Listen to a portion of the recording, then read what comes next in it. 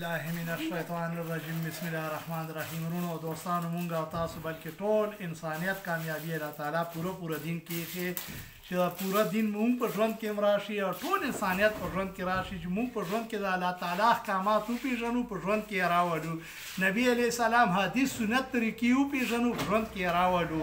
څوک 15 وخته په پابندۍ سره د جمع مونځ که الله تعالی خپله ذمهوارۍ به جنت ته داخلوم، څوک پابندۍ سره مونځ نه که الله اجماع باندې هېڅ ذمهواري نشته، زه یې بخښم او که عذاب ورکوم مولا. بیا چې کوم دی زمونږ خوږ پیغمبر حضرت محمد صلی الله علیه و آله وسلم ډېرې خوارۍ کړي، 23 کاله تبلیغ یې کړی دی. یو ورځ ابوجهل ورله راغی، لاس کې هغه نیولي و، تیږې نیولي، ورته ووایي چې وښیه زما په لاس کې څه شی دی؟ ورته وایي زه وایم او که لاس کې څه شی نیولی دغه ووایي چې ډېره دا ویل نه شي کړی. ورته وایي زه له ویل په کړمه. نو بس داسې ګوته ورته ونیوه او کاڼو غږ کړه چې لا اله الا الله محمد رسول الله. هغه ازلي بدبخته مسلمان نه شو. بیا چې کوم دی په حرم شریف کې ټول د اصحابان د قریشو سرداران ناست وو، ټول خلک مشران کنه وی چې که دا سپوږمۍ د مز باندې دوه کړه موږ به مسلمانان شو. ورته وایي چې ګورې بیا به مسلمانان نه شي، چې نه مسلمانان که هغه ته اشاره وکړه سپوږمۍ ته، په مز باندې دوه شوه، را روانه شوه، نیمه یې لستوڼي له نیمه بل لستوڼي له، او چې راله سینې له یې راله سلې مبارکې له بېرته لاړه هغه ځای باندې. نو ابوجهل بدبخته ورته ووایي چې مخکې به په ځمکه باندې هغه که جادو که، اوس ته جادو اسمان ته ورسېده. بیا یو هغه زمانه کې یو دمګری و لیوني به یې دموله. نو هغه وایي چې یو ورځ زه که د محمد بن عبدالله مې ولیده چې دا خلکو مشهوره کړې وه مکې، هغه چې یاره زموږ بوتانو پسې بد یې چې مو هغه یې کړمه دم یې کړمه.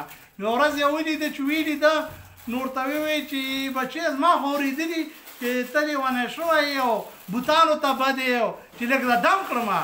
نبي علیه السلام ورته دا یا شروع کړه قل یا عبادي الذي. نو بس اثر یې په وکړه چې ویې که ورته وایي چې بیا راته وایي، بیا ورته وایي چې دا خبرې د لیوني خبرې نه، دا الله او د رسول خبرې دي. او کلمه یې وویله مسلمان شو. چې څوک په نبي علیه السلام باندې 100 ځله ورځې درود شریف یایي نو الله تعالی به یې ټنډه ولیکي دا نه منافق دی نه جانني یې. چې څوک 300 ځله په نبي علیه السلام درود شریف یایي نو په نبي علیه السلام باندې شفاعت واجب شو. چې څوک 1000 ځله درود شریف په نبي علیه السلام باندې یایي نو په دنیا کې به الله تعالی په جنت کې ټیکانه ورته وښیي، بیا به مرګ له راځي. ورونو دوستانو جمعې په شپه باندې سر جمالي مرکز له راځئ، 4 بجو نه 9 بجو پورې یو مازدیګر ته بیان یو ماښام مانځه پسې چې ایمان هم کې جوړ شي، الله تعالی حکمونه وپېژنو، نبي علیه السلام طریقې وپېژنو، چې یو ښایسته اسلامي معاشره هم جوړه شي، ډېره زیاته خواري شي.